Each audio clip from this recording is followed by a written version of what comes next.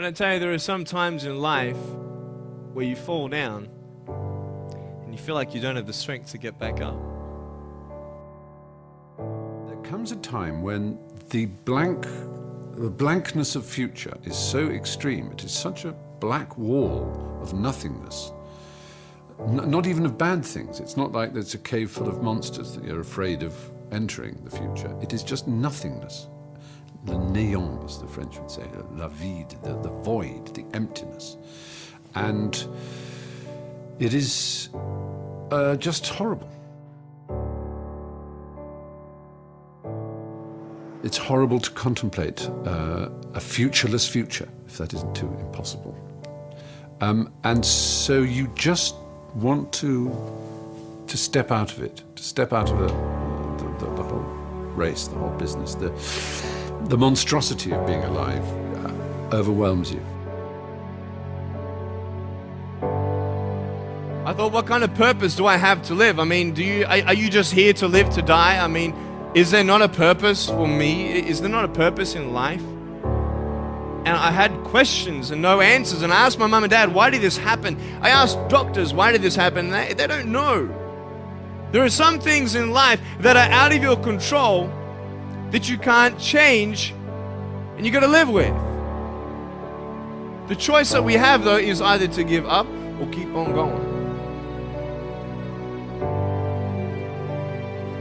The very first thing I want to offer you is empathy. I understand that the feeling is real. This idea that you want to just do an end, put an end to the entire game of life. So, beyond my empathy and my care for you, my heart going out to you, I want to offer you this, that there is a law. There's a law in nature, which is that of seasons, right? So, in the wintertime it's cold, right? It's freezing fucking cold in the wintertime, especially if you live in like the north. And it could be so cold that you're miserable. If a man was so cold and miserable that he decided that perhaps I should kill myself because this freezing cold misery is not worth living in, someone might offer him the idea that, or remind him of the law that, dude, this is like, you've got maybe another 6 weeks, you've got maybe another 8 weeks, and then spring's coming, man. It's just the way it is.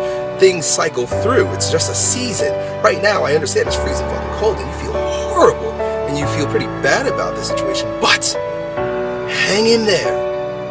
70% of illnesses on the planet, all kinds, are self-created. You are able to generate substantial amount of intense emotions and thoughts, but in the wrong direction. You are generating thoughts and emotion which work against you, not for you. You think it's your right to throw tantrums, you think it's your right to get angry with people, you think it's your privilege to be depressed so that you'll get attention from somebody. You keep playing this, one day you will not be able to turn back. How did I get from depressed to who I am today? Because I tell you, I was depressed.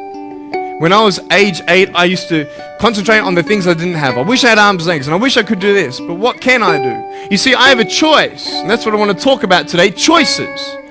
I can either be angry for not having arms and legs or be thankful for my chicken drumstick. And you see, I can still do a lot of things. At home, I can brush my teeth, comb my hair, get myself ready in the morning. And I'm traveling around the world. It's amazing.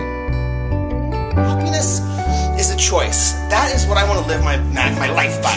You can't always be happy. Listen, I know, I'm not crazy. I realize the realism in always being happy. Sometimes you have to put up with some crap in your life. But if you are always striving to choose happiness, every day you wake up and you say to yourself, you know what, I am gonna choose to not let the outside influences of the world affect my mood. I am gonna be in charge of how I feel because I am gonna choose happiness. I promise you, you will lead a lot happier life. And at least you can try to, right? You just have to set the necessary conditions for health, necessary incentives for health. both for yourself and your children if you have them. Do not set incentives for sickness. I felt depressed, I felt miserable, I felt at times where it may be better to take my life. But with the wisdom that I've gathered in my 33 short years of life, I've come to realize that it's just a feeling. And in the same way that feeling cold is diminished, the misery of feeling cold is diminished by the insight that spring will come, is the same feeling that you should acknowledge, the same law that you should acknowledge, that no matter how miserable things are right now, it is just a season. It's going to pass. The thing that keeps one living is a sense of future, that there will be a tomorrow, and tomorrow I've got to do this, and then the day after I've got to do that. Not that any of these things have a particular logical purpose or a convincing reason to exist, but they somehow keep one going.